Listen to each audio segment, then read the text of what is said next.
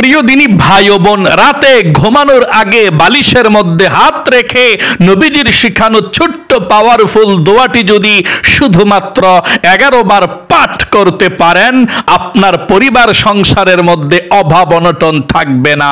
আল্লাহ রাব্বুল আলামিন সমস্ত অভাব অনটনগুলো দূর করে দিবে এবং এমন জায়গা থেকে আপনার পরিবার সংসারে আপনাকে, আপনার ছেলে সন্তানকে, আপনার স্বামী স্ত্রী সবাইকে ঘরের রিজিক দান করবে, যেটা আপনারা কখনো কোনোদিনও কল্পনাও করতে পারেননি। তাই অবশ্যই আপনারা রাতে ঘুমানোর আগে বালিশের মধ্যে হাত রেখে আমি যেভাবে বলে দেব সেভাবেই আপনারা আমলটি করবেন।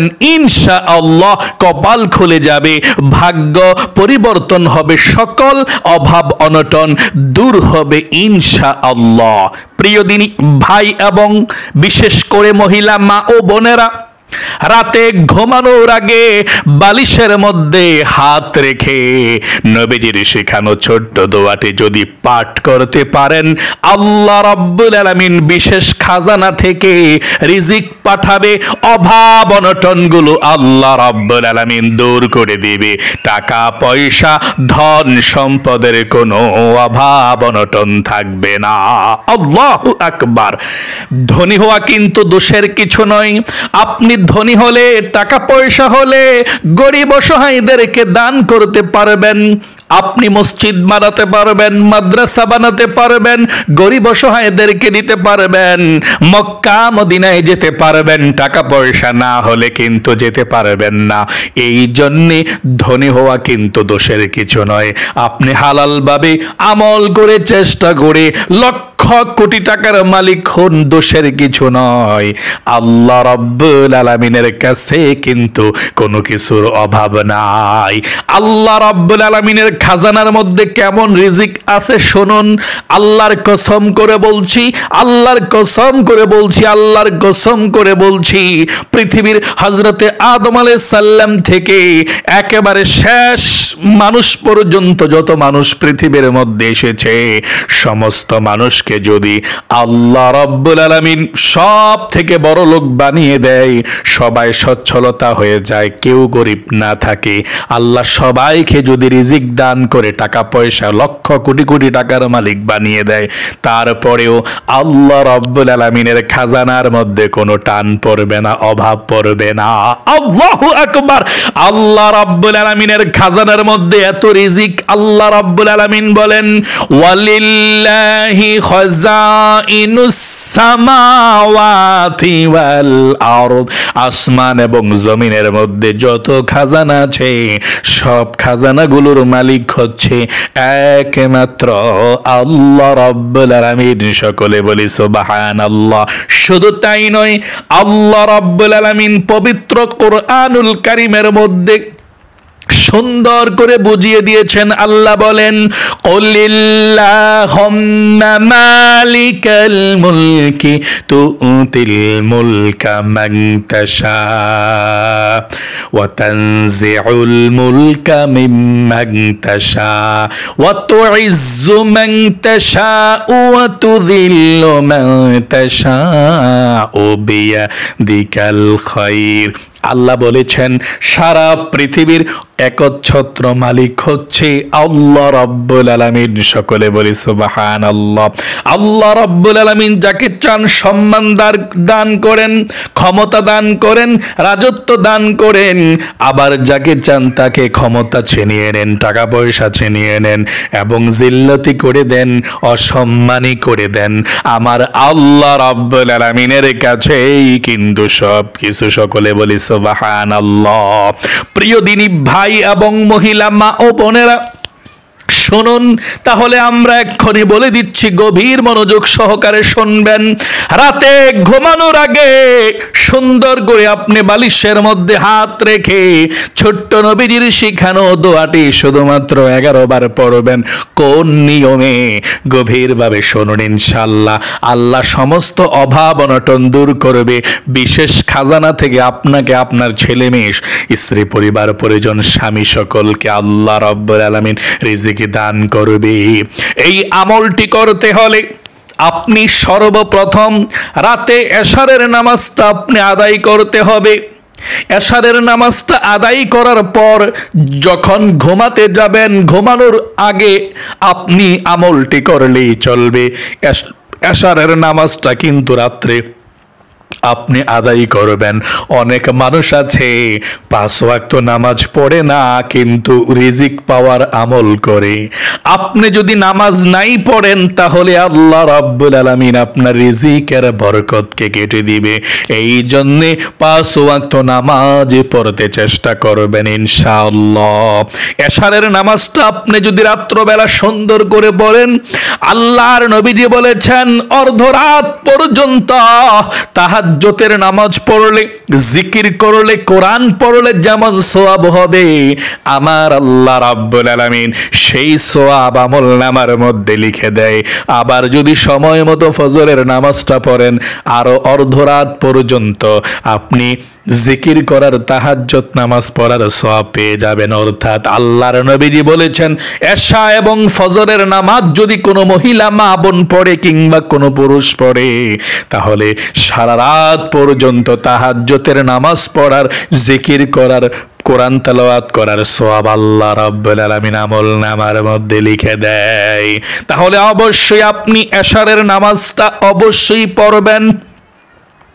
এশারের নামাজটা সুন্দর করে পড়ার পর যখন খাবার দাবার খাবেন, খাবার দাবার খেয়ে দুনিয়াবি কাজকর্ম করে যখন ঘুমের ঘরের মধ্যে যাবেন, ওই সময় আপনি আমলটি করবেন। যখনই ঘুমাতে যাবেন তার পূর্বে সর্বপ্রথম মহিলা মা ও বোনেরা, ভাই বোনেরা শুনুন, সর্বপ্রথম সুন্দর করে আপনি ওযু করবেন আমলটি করার জন্যে।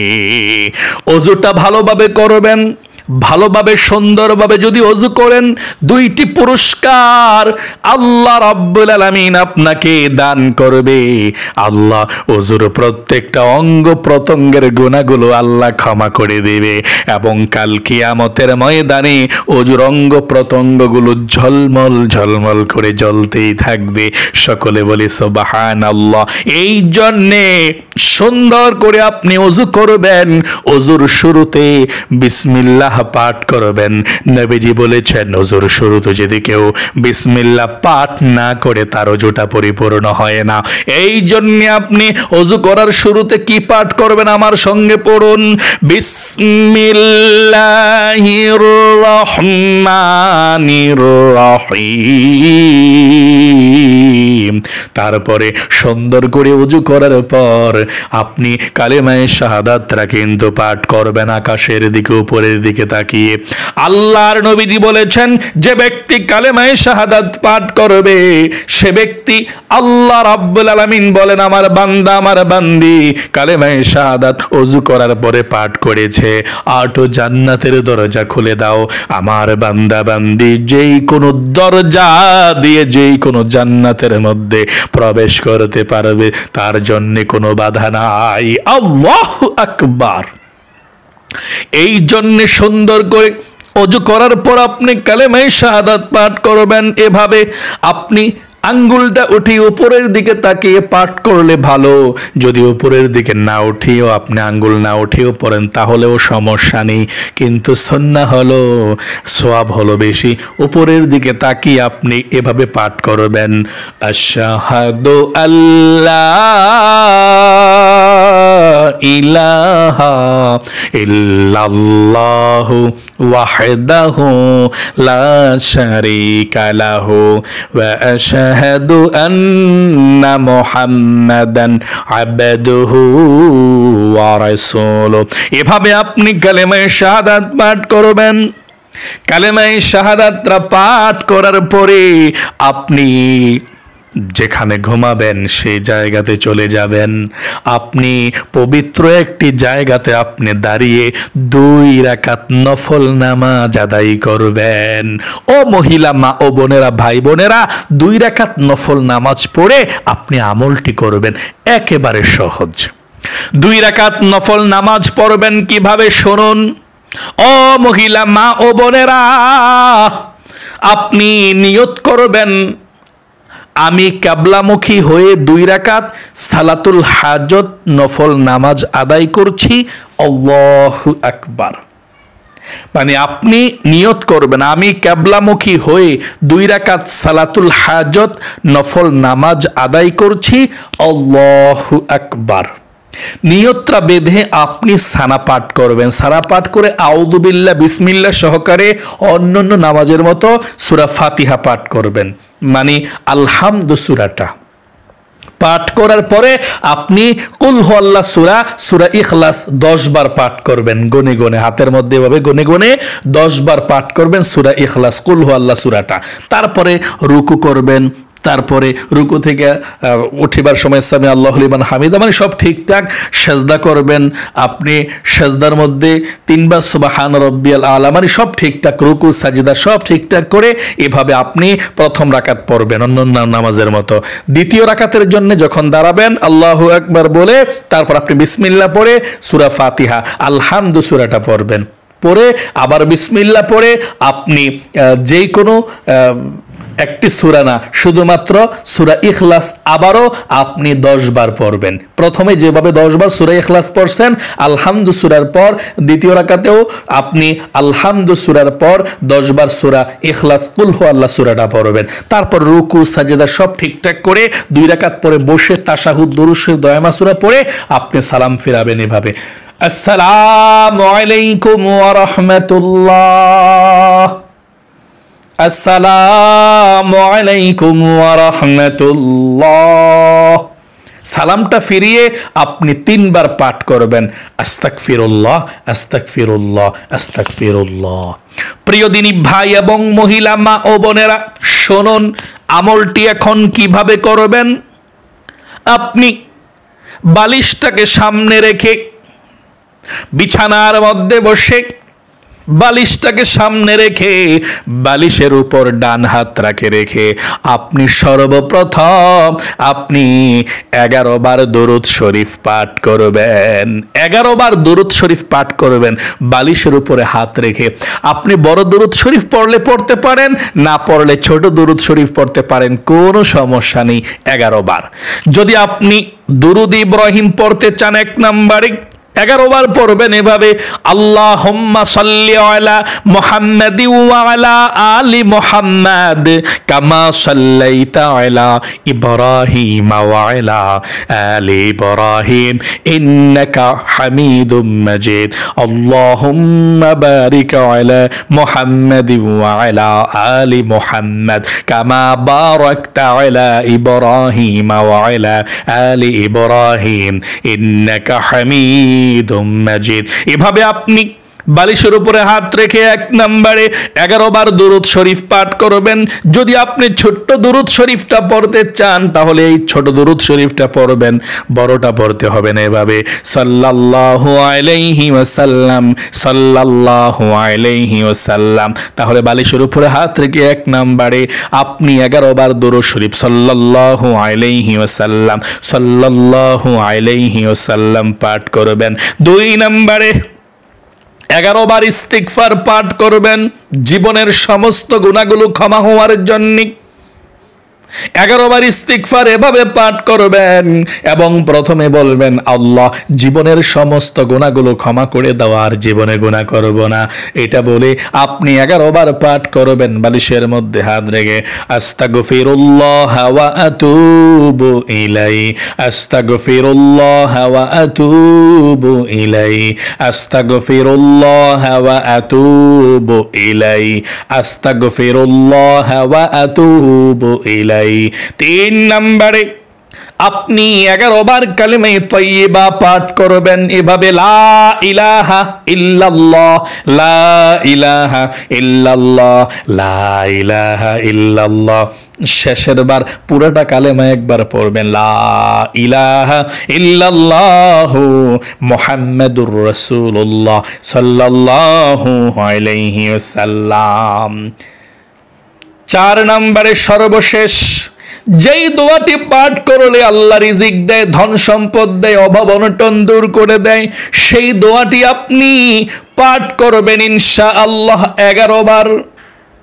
আপনি এই দোয়াটি 11 বার পাঠ করবেন, আল্লাহুম্মা ইন্নী আউযু বিকা মিনাল ফাকরি ওয়াল কিল্লাতি ওয়াজিল্লাতি।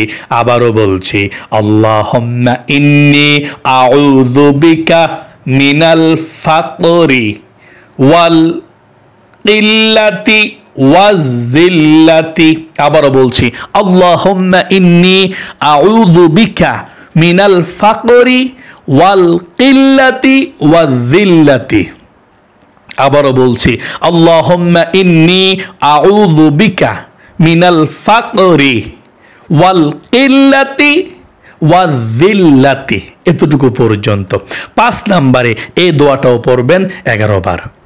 সুবহানাল্লাহি ওয়া বিহামদিহি সুবহানাল্লাহিল আযীম ওয়া বিহামদিহি আস্তাগফিরুল্লাহ। আবারও বলছি, সুবহানাল্লাহি ওয়া বিহামদিহি সুবহানাল্লাহিল আযীম ওয়া বিহামদিহি আস্তাগফিরুল্লাহ ওয়া আতুবু ইলাইহি। আবারও বলছি, সুবহানাল্লাহি ওয়া বিহামদিহি সুবহানাল্লাহিল আযীম ওয়া বিহামদিহি আস্তাগফিরুল্লাহ ওয়া আতুবু ইলাইহি। ওয়া আতুবু ইলাইহি সহকারে পড়বেন। সুবহানাল্লাহি ওয়া বিহামদিহি সুবহানাল্লাহিল আযীম ওয়া বিহামদিহি আস্তাগফিরুল্লাহ ওয়া আতুবু ইলাইহি। এই দুইটা দোয়াই একটু কঠিন, তাই না?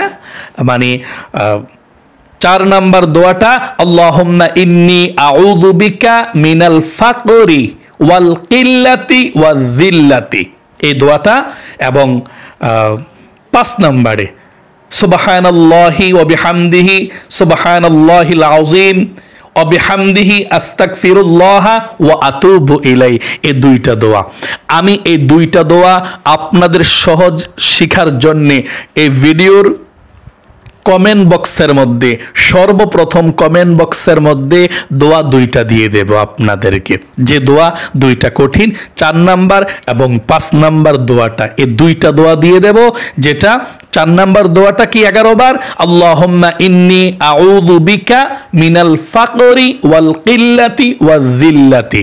এই দোয়াটা দিয়ে দেব, 11 বার পড়বেন বালিশে হাতটা রেখে। তারপর 5 নম্বরে সুবহানাল্লাহি ওয়া বিহামদিহি সুবহানাল্লাহিল আযীম ওয়া বিহামদিহি আস্তাগফিরুল্লাহ ওয়া আতুবু ইলাইহি। এই দোয়াটাও দিয়ে দেব, আপনারা দেখে দেখে পড়লেই চলবে। এই ভিডিওর কমেন্ট বক্সের প্রথম কমেন্ট বক্সে প্রথম কমেন্টসের মধ্যে আমরা পিন করে দিয়ে দেব ইনশাআল্লাহ।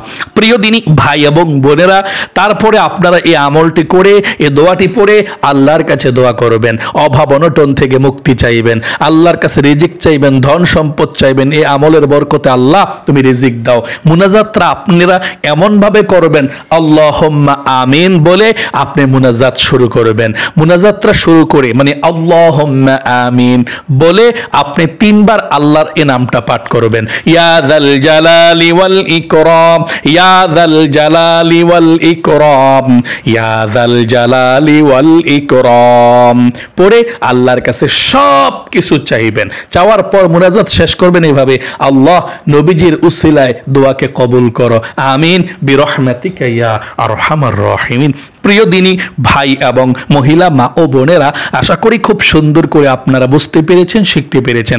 আল্লাহ আপনাদেরকে কবুল করুক, মঞ্জুর করুক, আপনাদের মনের আশা পূরণ করুক, বিপদ আপদ দূর করে দেখ। সকলে কমেন্ট বক্সের মধ্যে লিখবেন আমিন এবং ভিডিওতে একটি লাইক দিবেন।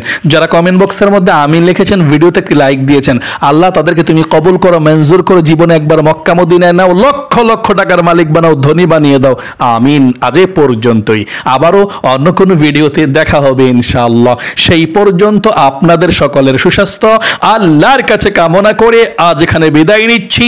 আসসালামু আলাইকুম ওয়া রাহমাতুল্লাহি ওয়া বারাকাতুহু।